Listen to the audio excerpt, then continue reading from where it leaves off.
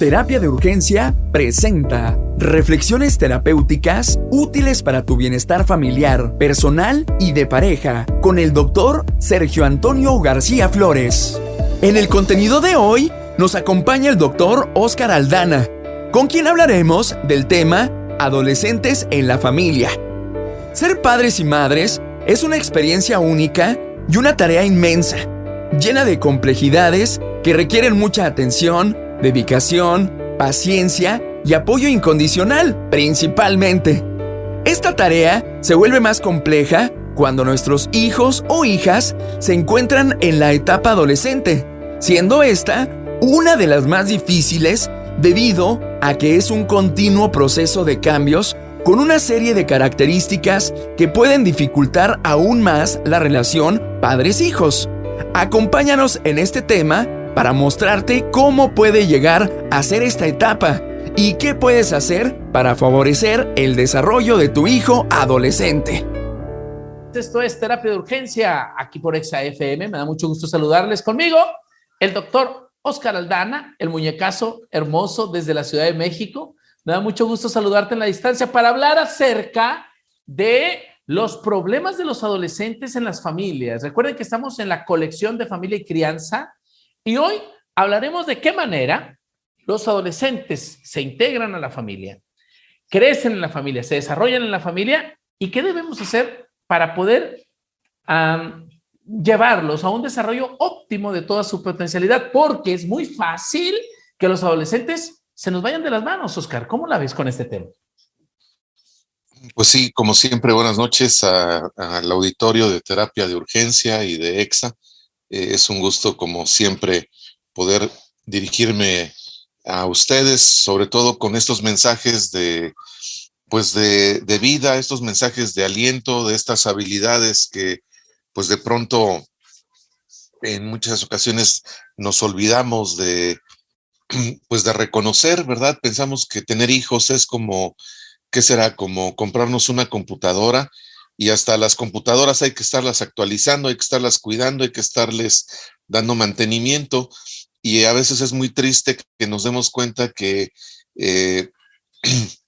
hay padres y madres de familia que les ponen más atención al auto, a la casa, a las mascotas, que a los propios hijos, ¿no? Y finalmente los hijos son textualmente vidas prestadas que tenemos durante un tiempo en nuestras manos, y que el periodo o los periodos más importantes de la vida de una persona, todas las etapas en la vida de una persona son fundamentales, pero finalmente cuando ya cumples 18, 20, 25 años, finalmente ya tienes más conciencia, más recursos, diríamos que tú mismo vas a buscar.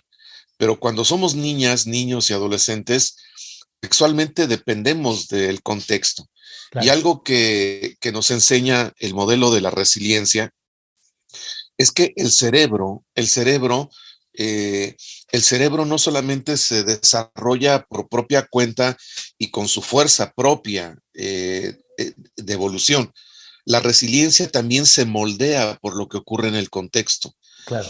Y si en el contexto encontramos un piso pegajoso, un piso resbaloso, llamado familia, llamado adicciones, llamado negligencia, llamado abuso sexual, llamado crimen organizado, obviamente que hoy está demostrado por uno de los grandes teóricos de la resiliencia que de los grupos más lastimados por la pandemia son precisamente las y los adolescentes.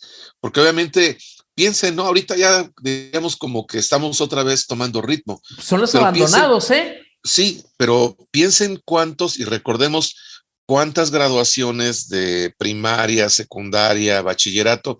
A lo mejor cuando el niño o la niña se gradúa de preescolar, no tiene mucha conciencia, ¿no? A lo mejor sabe que está ahí como en un bailable y demás. Pero cuando sales de la primaria, de la secundaria, ¿no? Yo no sé, bueno, aquí voy a balconear mi edad, obviamente, o mi generación, pero yo creo que muchos de ustedes, de los que nos escuchan y nos ven, recuerdan que cuando nos graduábamos de la secundaria, hacíamos a veces que una taquiza o una mojada, y todos nos dejábamos un recadito en la playera, ¿no? En donde que te vaya bien, échale ganas, vamos a ser amigos por siempre. Y eso no se te olvida, o sea, y en la prepa menos, ¿no? ¿Por qué? Porque ya tenemos más conciencia de lo que estamos viviendo a nuestro alrededor y de quienes en realidad estén, en este caso, acompañándonos en esas etapas de vida. Claro. Y si te fijas, mi querido Oscar, las reuniones de padres de familia de preescolar están todos los papás o las mamás. Sí.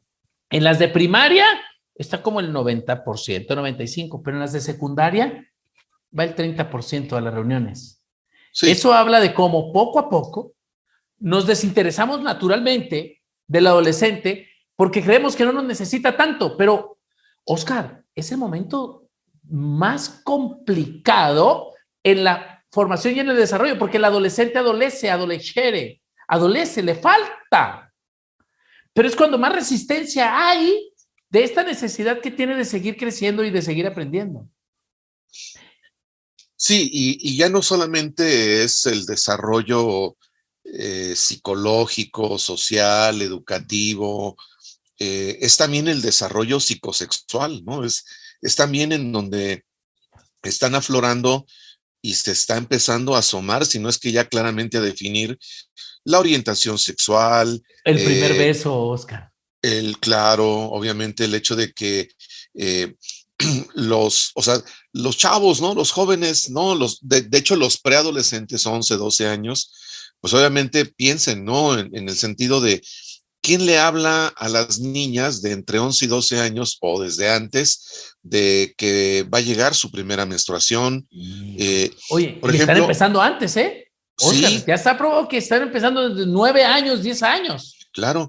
Y esto tiene que ver con la alimentación, tiene que ver también con los estresores contextuales, pero algo muy importante, por ejemplo, es que en las zonas y en las culturas urbanas, por ejemplo, también se vende una idea muy rara, ¿no? Acerca de la menstruación, que pareciera ser que es algo así como que casi clandestino, algo raro, algo doloroso. No lo Y, digas, por no lo ejemplo, digas. a mí me ha tocado, por ejemplo, trabajar con varones y señoritas adolescentes en donde, por ejemplo, cuando se habla de la menstruación, ¿de qué te habla la menstruación concretamente de una adolescente?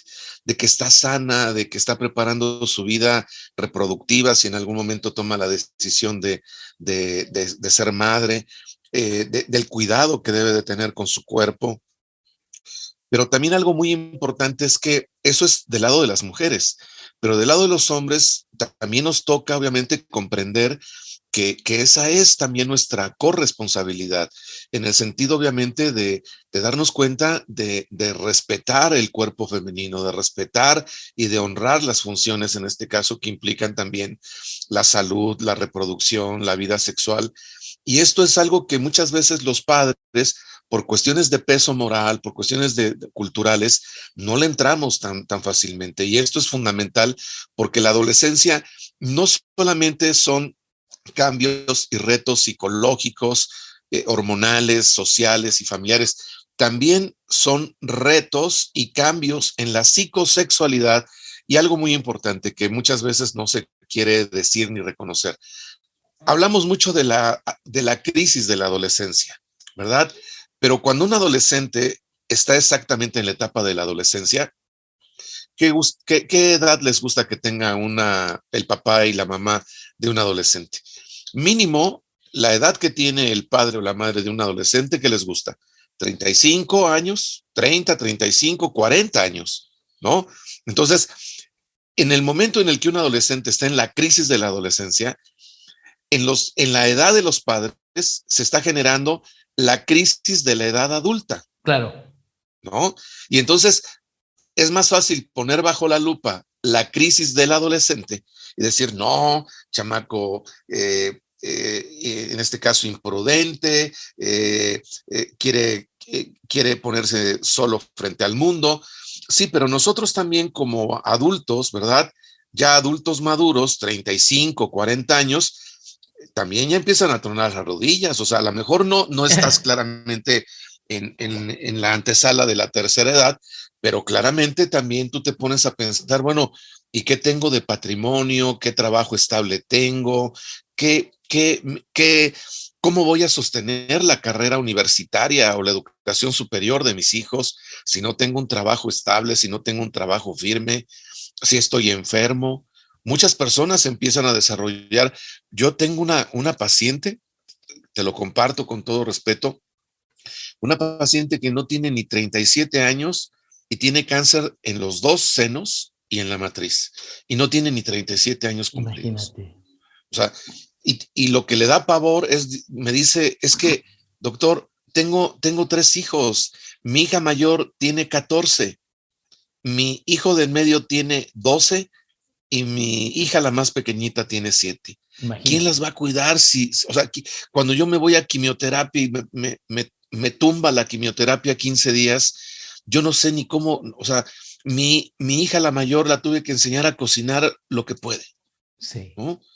Entonces, eso, o sea, porque tú hablas de una adolescencia, diríamos, como de los chavos que todavía tienen como cierta estabilidad, cierta fluidez, pero no todos los chavos están en esas condiciones, ¿no? Y fíjate, mi querido Oscar, cómo estas prácticas de crianza sí definen hasta cierto punto el éxito o las dificultades que el sujeto va a tener en el futuro. Te narro rápidamente.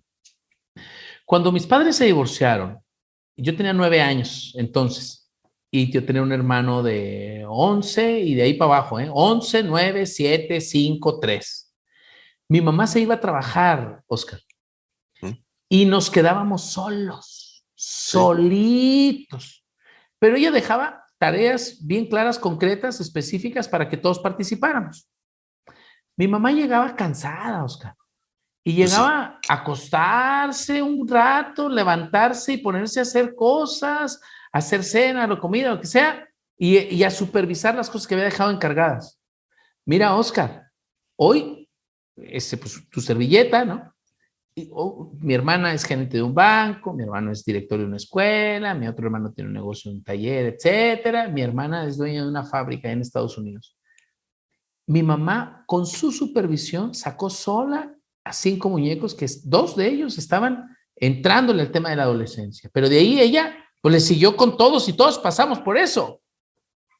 Pero ¿qué pasa cuando dejamos en el abandono a los sujetos y estos empiezan a convivir con otras personas y son educados por esas otras personas, por el ambiente?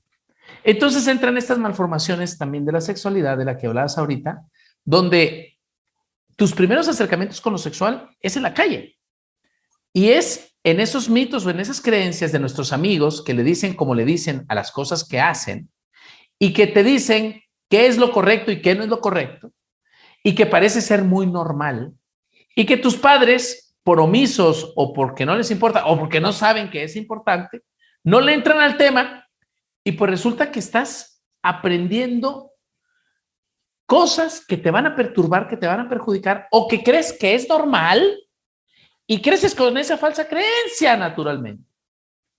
¿Y qué tenemos? Sujetos incluso traumados, hermano. Por ejemplo, a mí me tocó un caso en el que los chamacos que andaban ahí en la calle se ponían a jugar y luego hacían el juego de la botella. El chamaco, 11 años, andaba acoplándose con chavitos de 13, de 15. Ya que perdía, tenía que cumplir desafíos, ¿no? Retos. Pues ándale, que le dicen, pues el que pierda le vamos a meter esto por el ano. Pues al muchacho lo penetraron con objetos, pero andaban en el contexto del juego. El chamaco no dijo nada. Pasa el tiempo y resulta que el chavo no puede dormir, empieza a tener problemas intestinales, ya no quiere salir de la casa, se vuelve introvertido. Pasa el tiempo, ya tiene 14, 15 años y sigue atrapado en el trauma. La mamá lo lleva a terapia y ¿qué crees? El chavo no ha superado el desmadre que le hicieron a estos muchachos cuando tenía 11 años. Y la mamá no se había dado cuenta y el chavo ya tenía 15, Oscar. Entonces, ahorita decías bien cómo las aproximaciones a la sexualidad desde la información responsable de los padres de familia que se acercan y no creen que ya lo saben todo, porque a ver, de que lo saben, pero nosotros tenemos que ayudar a moldear integralmente, adecuadamente el tema de la sexualidad, independientemente que esté sujeto a esas otras experiencias de la calle. Porque es nuestra responsabilidad, Oscar. Sí, aquí el tema, yo creo que también lo podríamos claramente ubicar en dos contextos. Hay que entender que hay factores de riesgo endógenos que provienen, como su nombre lo indica, de adentro de la familia. ¿Sí? Padres y madres que se oponen a que en las escuelas o en otros contextos se les hable de una manera abierta, académica y científica sobre el desarrollo psicosexual, o sea, que ya el niño desde pequeño tiene erecciones en su pene y que la niña también tiene ciertas reacciones de placer femenino, pero infantil, o sea, son reacciones totalmente normales, y son naturales, involuntarias, infantiles. o sea, el ¿sí? niño hasta totalmente... se cubre de pena, sí, ¿te acuerdas? A todos nos pasó, claro, nos cubríamos de pena. Claro.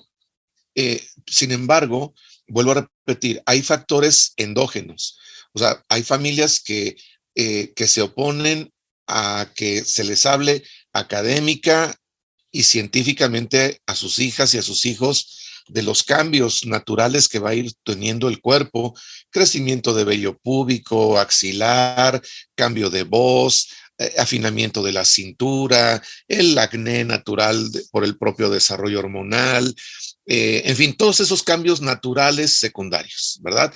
De los caracteres sexuales secundarios de las y los preadolescentes. Pero bajo el argumento de que ellos les van a hablar. Y lo peor de todo es que ni ellos al interior de la familia les hablan abierta y correctamente del tema, ni tampoco permiten que desde afuera, en las escuelas, un orientador, un psicólogo, una trabajadora social, un médico les hable pertinentemente, ¿no? De la menstruación, de las poluciones o eyaculaciones nocturnas, que es algo totalmente normal y que te habla de que el cuerpo de tu hija y de tu hijo está desarrollándose plenamente y de manera totalmente sana, ¿sí? Pero una cosa muy diferente, pero, Oscar. vuelvo a repetir.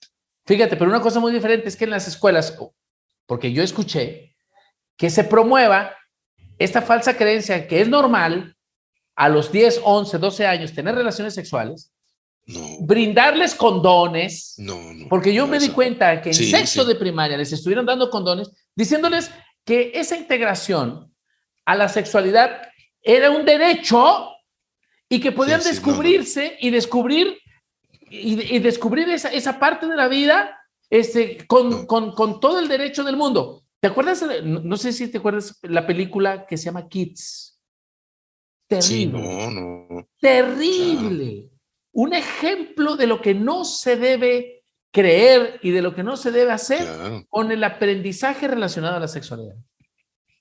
No, pues obviamente. Porque los cuerpos no están preparados, ni la mente está preparada, Oscar. No, evidentemente no hay condiciones. O sea, un preadolescente y menos una niña o un niño entiende con claridad ni conciencia lo que eso representa, ¿no? Entonces, la vida sexual, la vida erótica, la vida íntima implican una conciencia y un nivel de responsabilidad de dos. O sea, de dos personas que asumen consciente y responsable y voluntariamente las consecuencias de sus actos. Las consecuencias. Pero tú no le puedes decir a un niño, a una niña de 11, 12 años, que es su derecho a hacer con su cuerpo lo que quiera, porque obviamente es muy peligroso, ¿no? O sea, el niño entiende que textualmente puede hacer lo que sea y como todavía no tienen una noción de valores, de límites, de reglas, y esto es muy peligroso porque ahí vienen entonces, vuelvo a repetir, ¿se acuerdan que habíamos dicho que hay dos grandes grupos de factores de riesgo? Los endógenos, es decir, la familia, la historia de la familia, el nivel educativo y cultural de la familia, pero también hay otros factores que son externos. Y los factores externos, y regreso ahora a Byung-Chul, con el tema de la sociedad del cansancio y hablo también de varios aquí filósofos y antropólogos, el mismo Zygmunt Bauman, que planteaba concretamente, sí, pero no solamente, pero antes de la sociedad líquida, Bauman ya hablaba de vidas desperdiciadas. Líquido, el amor líquido. De vidas desperdiciadas, sí, de vidas desperdiciadas y de vidas desechables, ¿sí? Si ustedes recuerdan, hace como unos 15 años, cambia el contexto, pero ahora lo vemos con el supuesto juego del calamar, pero hace 15 años, si ustedes recuerdan, algunos de ustedes recordarán claramente que había un juego muy perverso que en esa época se denominó el reto de la ballena azul. Y ese reto consistía en plantear una serie de retos, si no mal recuerdo, 30 retos, que tú tenías que ir cumpliendo. Por ejemplo, no los voy a decir porque obviamente aquí no se trata de dar ideas, pero eran retos que en realidad eran retos que provocaban situaciones de verdadero riesgo para los adolescentes. La vida. Y hubo adolescentes que murieron, por esa situación. Pero lo que se descubrió en su momento es que finalmente hay gente y mentes perversas, grupos perversos, y vuelvo nuevamente a Bauman, desde la desechabilidad, desde la desechabilidad de la vida, que claramente tienen como objetivo ir generando condiciones para que los jóvenes se metan en las drogas, en alcohol, se desensibilicen. Sí. Que ya no tengan temor, que ya no tengan dolor, que el umbral del dolor, que el umbral de estas sensaciones, ¿no? Del reconocer los sentimientos del otro, la empatía, desaparezcan. Entonces, ya no hay dolor ajeno.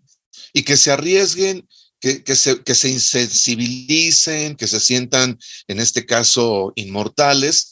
Y cuando terminan obviamente con un pasón de droga, cuando supuestamente logrando retos terminan quitándose la vida o haciéndole daño de manera irreversible a otra persona, entonces descubren, y a veces ni siquiera eso es suficiente, descubren obviamente lo vulnerables que somos absolutamente todos. Entonces, esta parte tiene que ver con lo que acabo de mencionar, con los factores de riesgo exógenos, es decir, allá afuera, claro. ¿sí? Allá afuera, y ni siquiera allá afuera, o sea, digo allá afuera como metáfora, porque esos riesgos hoy los tiene tu hijo en su celular, en la mano, adentro en la computadora donde está ahorita en tu celular, jugando, en tu celular, ¿no? Porque no quisiera generalizar, pero por ejemplo, muchos jóvenes, señoritas que hoy se denominan youtubers, tiktokers, yo les puedo aquí contar varias anécdotas de jovencitas que fueron atrapadas en la trata de personas jugando TikToks, ¿no? Oye, el otro día te diste cuenta de unos youtubers que se pararon donde estaban estos hermanos nuestros que están haciendo caravanas y que van rumbo a Estados Unidos, y que invitaron a uno de los muchachos que iba andando y le ofrecían dinero a cambio de algunos favores sexuales. Y este muchacho, con su necesidad, con sus ojitos llorosos, empezó a dejarse manipular y a dejarse llevar. Y estos riéndose y burlando y subiendo la historia a redes sociales. Y te doy un dato adicional. El dato adicional, digo, todo eso es verdaderamente vergonzoso, pero le entregaron billetes falsos. No, imagínate. ¿No? O sea, digo, humillación tras humillación tras humillación, ¿no? Y los adolescentes que no tienen integrado este desarrollo moral que les permita predecir, que les permita identificar el riesgo, pues naturalmente que están expuestos a barbajanes. Y lo decía Fernando Sabater ahí en Ética para Amador, ¿te acuerdas? Sí. Lo importante es quién llega primero. Si los factores estos endógenos de los que hablabas, la familia, que llegue primero, o que lleguen primero estos factores exógenos, que es el exterior. Cuando el exterior se apropia primero, agárrate, porque no sabes dónde va a terminar. hoy, por ejemplo, de ahí que sea tan importante empezar a generar guías parentales, guías, en este caso, de control parental, pero la guía no es que le instales un programa a tu hijo para que no ingrese a determinadas páginas o programas. El reto aquí es que tú generes desde el ejemplo, desde la congruencia, desde la vivencia, desde adentro de la familia. El interés, porque los chavos se dan cuenta cuando son importantes para ti. Y entonces, o sea, tú decías hace rato, si quien adolece del interés, del amor, del apego son los padres, por ese hijo que te está diciendo, nuestros hijos con su comportamiento te están diciendo, papá, ponme límites, mamá, hazme caso, papá, necesito que estés conmigo en todos los sentidos.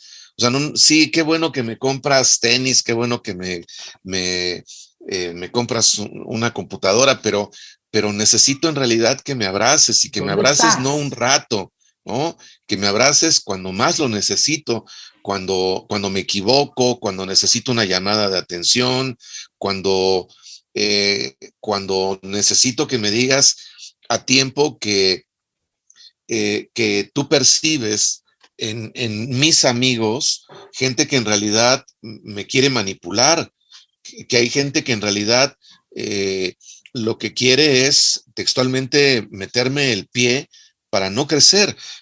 Voy a un tema que también es fundamental y que creo que es pertinente por el tema que estamos tocando hoy, que es el de la adolescencia. Fíjense, la Organización Panamericana de la Salud, escuchen bien el dato, la Organización Panamericana de la Salud desde el 2005 le ha sugerido a países, muy en particular como México, que el embarazo adolescente sea considerado como una forma de violencia de género. ¿Y cuál es la lógica? Si nos ponemos a analizar, cuando una pareja de adolescentes se embaraza, ¿quién sí continúa estudiando? Pues el desgraciado. El varón. ¿Quién sigue no solamente estudiando el año escolar? ¿Quién termina el nivel educativo? Es decir, secundario, bachillerato. El varón. ¿Sí? ¿Quién logra graduarse y culminar y seguir sus sueños? El varón.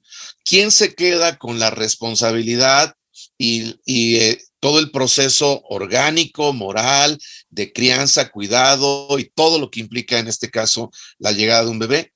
Ella.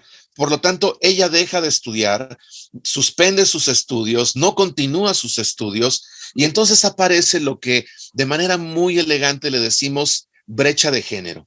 Claro. Pero la brecha de género tiene como antecedente la violencia de género. Es decir, si seguimos invisibilizando al que embarazó a esa adolescente y él continuó estudiando, dejamos de reconocer que hubo alguien que le metió el pie a una joven que quería seguir estudiando, que tenía un proyecto de vida, que tenía excelentes calificaciones, pero el hecho de que tu hijo, tu hija tenga excelentes calificaciones, eso te habla de su rendimiento académico, pero no de su desarrollo, en este caso moral.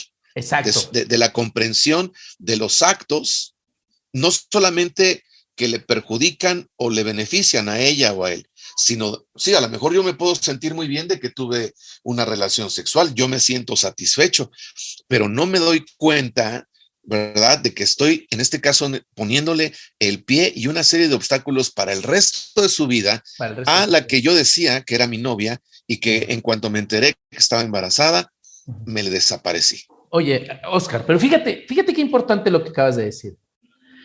Cuando en esta persona, chica de 13 años, te voy a decir el caso, chica de 13 años, se enamora de un sujeto de 19 años. Él fue casado y tiene una niña. Entonces, la niña empieza a salir con él y la niña un fin de semana se va y ya no regresa a su casa. Los papás me hablan angustiadísimos porque su hija ha desaparecido. Y entonces le digo, busquemos a las amigas de la niña, la encuentran en Facebook, porque los papás no sabían que la chavita tenía Facebook.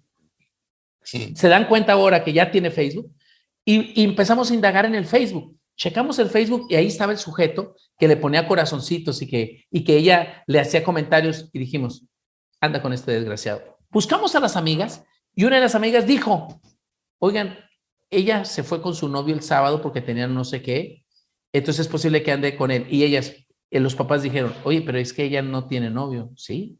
Anda saliendo con tal fulano, que era cercano de la colonia. Van a la casa del fulano, Oscar, y la encuentran ahí. Entonces el papá ve a la niña con el fulano de 19 y regresan a la terapia. Y me dicen, oiga, doctor, pues ya no vamos a hacer nada porque pues ella ya se quedó con él. Pues ya ahí los vamos a dejar. Fíjate, Oscar, la responsabilidad tan grande. En cuanto a que el adolescente se apropia o se aproxima o se acerca a un hombre por necesidad de protección y por necesidad de compañía, por necesidad de amor, que no tuvo en el lugar en donde lo debería de tener. Claro. Porque entonces busca desde lo más profundo de sus anhelos lo que cualquier ser humano necesita, que es amor, protección y cariño. Decían ahí en un meme, ¿no? Yo necesito cariño y ternura, no sé qué decía. Pero es el anhelo natural del ser. ¿Quién llega primero? Por eso, ¿qué tan importante es que los padres seamos lo más cercano posible? Porque el adolescente necesita besos, necesita abrazos. ¿Pero de quién, Armando? Tú, Oscar, ¿de quién? Pues naturalmente de los más cercanos. Y que no sea cercano alguien que le baja la luna y las estrellas a una lepa de 13 años, de 14, de 15. Y este desgraciado tiene 23, 24, es un experto en manipulación. ¿Y qué pasa con las niñas? Oscar, son manipuladas. Y ahí estás hablando ahorita de quién es el que termina la escuela, quién es el que trabaja, quién es el que se desarrolla y quién es la que se queda al último con los chamacos. Sí, y esto obviamente también hay que ser muy conscientes de que en esta lógica pensemos, el embarazo adolescente, en el caso que nos presentas, ¿no? El tipo tiene 19, 20 años y la muchacha tiene 14 o 15. No parecen muchos años, pero el kilometraje, como digo yo, el kilometraje mental de ella, de 14, 15 años, pues le da como para todavía creer en el príncipe azul, en el amor romántico, en esta idea de que vamos a estar juntos, ¿no? A diferencia de este tipo que en cuanto la embarace, muy probablemente se le van a antojar unos cigarros para abandonarla y obviamente no hacerse cargo en ningún sentido de las dos vidas, ¿no?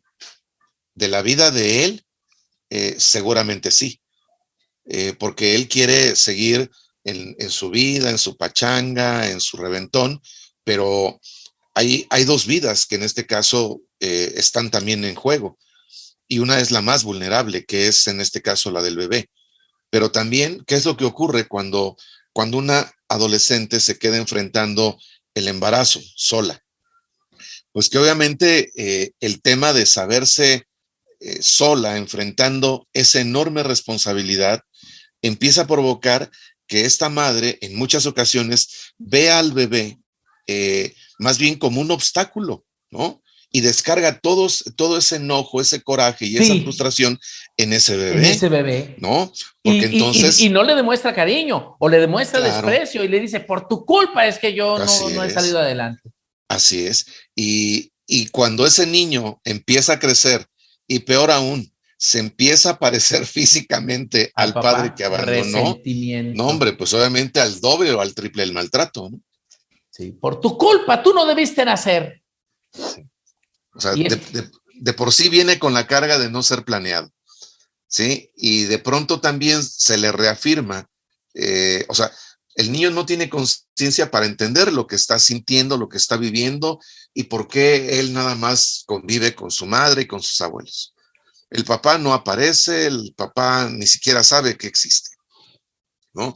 Entonces, el asunto es todo lo que se viene desde el punto de vista emocional para oye, ese Oscar, niño. fíjate, y qué importante en casos cuando sale embarazada la chamaca de 15 y anda con el chamaco de 16, ser muy cuidadosos en no necesariamente provocar que se tengan que ir a vivir juntos y que tengan que asumir esa responsabilidad, porque cuando la relación no es naturalmente lo suficientemente madura, pero cuando alguno de los dos ni siquiera quiere eso, ni siquiera quiere juntarse, es decir, que a uno de los dos lo obligan a hacerlo, los estás mandando al fracaso. Cosas diferentes cuando los dos se aman apasionadamente y los dos quieren luchar y aunque sean unos mocosos, hay una idea de trabajo y una idea de progreso. Pero cuando uno de los dos no quiere, cuando uno de los dos le cae de sorpresa, cuando uno de los dos está inconforme y lo obligas a asumir una responsabilidad que no está preparado a asumir, naturalmente que los vas a llevar al fracaso de la relación de pareja, de su proyecto de vida y de la crianza. Y pones en riesgo al bebé. Entiendo también perfectamente que los papás de la muchacha pues se convierten en papás también del bebé porque la Lepa no sabe cambiar un pañal, no sabe hacer un huevo estrellado y terminan siendo los papás del nuevo bebé, es decir, son abuelos padres. Y es injusto por la irresponsabilidad de la mocosa. Sí, y también lo que es cierto es que cuando una persona inicia su vida sexual activa, el inicio de la vida sexual activa tiene periodos, ¿no? De clara actividad y de ciertos ritmos, ¿no? ¿Y a qué voy con esto? Que un adolescente que inicia su vida sexual y que por alguna razón enfrenta un embarazo no deseado, aún después del parto, ni ella ni él van a dejar de tener vida sexual activa. Lo que está demostrado en las estadísticas es que una joven de 14, 15 años que es madre a esa edad, antes de cumplir los 20 años, tiene entre el 80 y el 90% de probabilidad de volver a ser madre antes de los 20 años. Es decir, va a ser madre de 2 chiquitos antes de los 20 años. Imagínate. ¿No? Entonces, claro, esto se va a convertir en un problema generacional. ¿Por qué? Porque obviamente esos niños están creciendo sin padre y aunque la madre esté presente, es una madre vulnerable, o sea, se ve como una madre violenta, pero textualmente es una madre vulnerable que saca a través de la violencia sus condiciones de vulnerabilidad, sus condiciones de inmadurez emocional y que depositan en los niños y en esas nuevas vidas, obviamente una cantidad de odio, rencor, duda, que se va convirtiendo obviamente con el tiempo en una gigantesca bola de nieve, que también es una bomba de tiempo, en donde lo único que hay que esperar es que esos niños crezcan para que desde este resentimiento, ¿verdad?, que le tienen a la vida, más toda esta carga de factores exógenos, se conviertan en un resentimiento social y entonces ahí tienes a niños de 9, 10 años textualmente siendo sicarios. ¿No? Oye, porque la mamá tiene 30 años, fíjate, la mamá tiene 30 años, el lepe o la niña tiene 15 y la de 15 replica el patrón, se embaraza también a los 15. Claro. Entonces tenemos abuelas de 30 años, de 30, 32, así 35 es. Años, abuelitas ya, con su hija de 15, 16, embarazada o ya con un bebé, y con un niño, ¿sí? Y tenemos 3 generaciones juntas, y hoy, Oscar, ya estamos viendo 4 hasta 5 generaciones vivas que conviven. Porque la tatarabuela tiene 60, 65, y luego de ahí quítale 15, luego quítale 15, quítale 15, ya son 4, 5 generaciones. Sí, y esto pues obviamente, insisto, desde una mirada también de todo tipo, educativa, social. Pensemos, cada gobierno a nivel federal, estatal y municipal por ejemplo, hoy le entregamos sus certificados a 10,000 personas analfabetas. O sea, ya no son analfabetas, ¿no? 10,000, pensemos. Pero las generaciones no son estáticas, como tú bien dices. Entonces, tú ya atendiste a esos 10,000, pero esos 10,000 vienen jalando, ¿verdad? Por esa condición de analfabetismo, vienen jalando a otras generaciones que están igual o peor de analfabetas. Entonces, insisto, es algo interminable. Claro. Es algo interminable que yo no niego estos esfuerzos que son fundamentales en el sentido de, obviamente, atender estos problemas a nivel de ciertos sectores y generaciones, pero no, la población no es estática, la población todo el tiempo se está moviendo, ¿no? Y entonces, hoy te encuentras textualmente, y regreso al tema y lo conecto con el tema de la pandemia, ¿qué efectos a corto, mediano y largo plazo? Fíjense, estaba platicando recientemente con una maestra y me dice, es que yo estoy dando clases a niños de sexto y yo estaba acostumbrada a que los niños y las niñas de sexto estaban de mi edad, de mi altura, perdón, a nivel de mi altura. Dice, hoy que que los voy atendiendo, ¿no? A goteo, que están regresando, dice, son pequeñitos, Sí, o sea, se sí, bien quedaron pequeñitos, no se desarrollaron. Los de primero y ¿no? secundaria, ¿los vieras?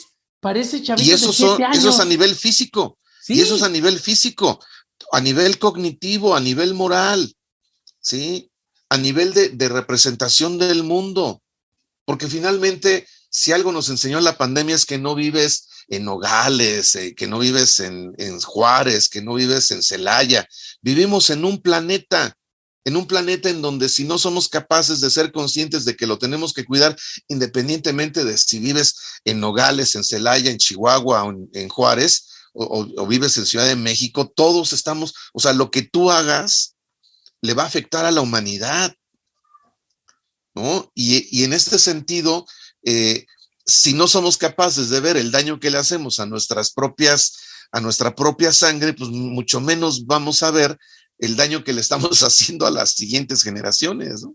Claro, y entonces ahí nos estamos dando cuenta de esa enorme responsabilidad que todos tenemos en estar presentes en esta educación de nuestros hijos adolescentes, porque podemos ayudarles a librar de alguna manera esos obstáculos que nosotros ya vivimos. O sea, al final de cuentas, para eso es la educación. La educación viene a romper con esa libertad de lo posible, ¿no? Y hacer esa libertad de lo adecuado, del bien común, de lo que hablabas tú de la pedagogía del bien común, ¿no? De ponernos en el lugar del otro y educar a nuestros adolescentes con ese enfoque, con esa perspectiva, para cuidarse él y cuidarnos a todos. Porque de no cuidarse él, viene haciendo un desmadre globalizado, o sea, le hace daño a todos. Y luego nos vemos estas historias que pasan en Estados Unidos, en donde Lepe replica lo que ve en el Call of Duty y agarra el arma y empieza a matar a sus compañeros. Es más, no nos vamos lejos. Pasó ahí cerca de con ustedes. Ah, no, ¿en dónde fue? En Torreón, que se mete chamaco en la escuela particular. Monterrey. Fue en Monterrey, no me acuerdo si en Monterrey o... Monterrey. Saca el Lepe en un colegio particular. En Torreón y también en... Sí. Y le dio a la maestra y le dio a los compañeros y al último se lo dio él. Sí. Pero entonces, estamos hablando de abandono, estamos hablando de quién llega primero, estamos hablando de la necesidad de estar cerca, porque el adolescente se está formando, no está terminado y cometemos el error de tratarlo como adulto. A un adolescente no lo puedes tratar como adulto, lo tienes que tratar entre niño y entre adulto, dándole responsabilidades, pero haciéndole correcciones fraternas, ¿no?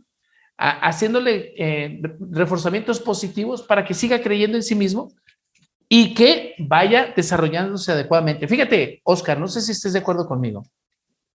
Cuando un adolescente se siente útil, siembra naturalmente el camino de la autoestima. quítale utilidad y está perdido, porque se siente que no sirve para nada, se siente que no tiene nada, se siente que es feo, se siente que es una persona que no debería de existir. Sí, pero insisto, y yo creo que regresando a este análisis que nos debe de quedar muy claro, o sea, a ver, yo tengo que navegar en dos grandes océanos. En el océano que representa los retos que me impone y me plantea mi propia familia y su historia, aunado a mis propios cambios hormonales y mi noción de existencia y mi proyecto de vida. Pero también ese océano, y que lo digo textualmente, ya estamos hablando de un océano, está enfrente de un océano mucho más gigantesco, que son todos estos riesgos psicosociales, con todos estos aspectos que obviamente hoy, piénsenlo, hoy se habla de algo que de por sí ya se venía mencionando, que es la adolescencia tardía, ¿verdad? Y la juventud tardía. O sea, ¿qué encontramos? Por ejemplo, en otras épocas, tú a los 18, 20 años, tu misma familia te estaba ya diciendo, oye, ¿qué vas a hacer con tu vida? Como que, ¿de qué manera vas a ayudar a aportar ingresos? Hoy te encuentras, por ejemplo, y lo volvieron ya un meme, que de pronto llega una jovencita y le dice a sus papás, ¿puedo salir hoy en la noche? Y los papás le dicen, a tus 40 años ya no deberías ni de regresar, ¿no? Entonces... no deberías de pedir permiso. Sí, entonces, o sea, ¿qué está provocando esta sociedad en donde cada vez hay menos oportunidades de trabajo? Oye, Oscar, que no se te vaya la idea, o cuando le dice la señora, oiga, señor psicólogo, yo no estoy durmiendo bien. ¿Por qué? Porque mi hijo duerme conmigo. ¿Y por qué? ¿Cuántos años tiene su hijo? No, pues tiene 35, pero pues no se quiere ir todavía de la cama. Sí, y duerme bebé, con él. No, pues sí. Sí, entonces, obviamente, pero ¿por qué no se quieren ir? Pues porque obviamente allá afuera no hay oportunidades de trabajo. Oye, y era lo que te iba a decir hace rato. La historia, la civilización cambia. A ver, antes se casaban a los 13, a los 14, allá en 1920, en la Revolución Mexicana, porque también la vida, la sociedad, los niveles de edad a los que morían, ¿sí? ¿Cómo se le llamaba esa parte? La esperanza de vida. La esperanza de vida era los 35, 40, porque los mataban en la Revolución. Conforme va pasando el tiempo, y por eso la gente estudiaba hasta segundo de primaria, tercero de primaria. Si tú te fijas las estadísticas, ¿cuál era la escolaridad ordinaria de aquel entonces? Segundo de primaria, tercero de primaria, ya sabían hacer buenas cuentas, sabían leer y escribir con eso. Hoy la escolaridad aumenta, el promedio de vida aumenta, y es por eso que no recomendamos psicoterapéuticamente que las chamacas de 15, 16 hagan lo mismo que sus tatarabuelas. Porque la esperanza, porque si hoy te casas a los 15, vas a durar 60 años con ese desgraciado. ¿Quién va a aguantar 60 años así con este? Porque la esperanza de vida sube a 75, 80 años de edad. Y si te casas con él a los 15, vas a estar con él 60, vas a vivir más con él que con tu familia. Sí. Sí, y a eso me refería yo cuando hablaba de adolescencia y juventud tardía, es decir, también los contextos en donde hoy, por ejemplo, antes tú salías de la universidad y a veces hasta desde antes de salir de la universidad ya tenías un trabajo, ¿no? Donde más o menos estabas asegurando cierto nivel de vida. Oye, los normalistas, los maestros de las normales de antes salían con trabajo. Sí, claro. Ahora no. Sí. Ahora no. Y se están acumulando, Se están acumulando. Claro. Y entonces, el tiempo promedio que una persona tarda en conseguir un empleo más o menos estable en México es de 2 a 3 años.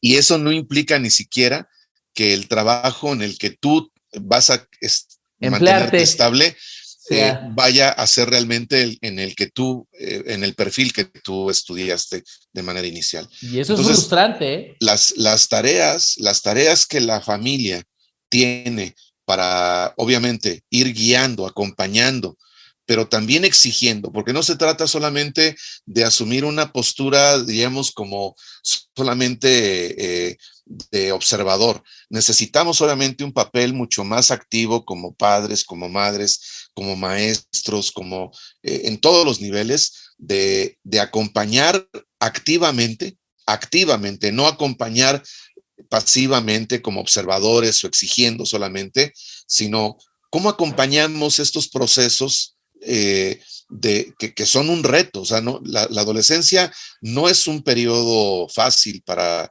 los jóvenes, es un periodo muy retador que implica obviamente tareas de él, pero también tareas como familia, tareas como sociedad, tareas como instituciones, y eso es lo que de pronto también hay que tener cuidado, porque de pronto te dicen, usted, señor padre de familia, usted, señora madre de familia, cuide a su hijo, pero yo les pregunto también a las autoridades en todos los niveles, y entonces, ¿qué hacen estas series durante 24 horas del día que fomentan en los niños y en los adolescentes la naturalización y la exacerbación de la violencia como parte de tu vida, ¿no? Claro. Entonces, o sea, no es un asunto nada más de, a ver, aquí está su responsabilidad y cúmplala. Entrémosle todos como institución, como instituciones públicas, privadas, como profesionales, como familias, como especialistas en todos los niveles. Fíjate, te platico rápidamente un caso.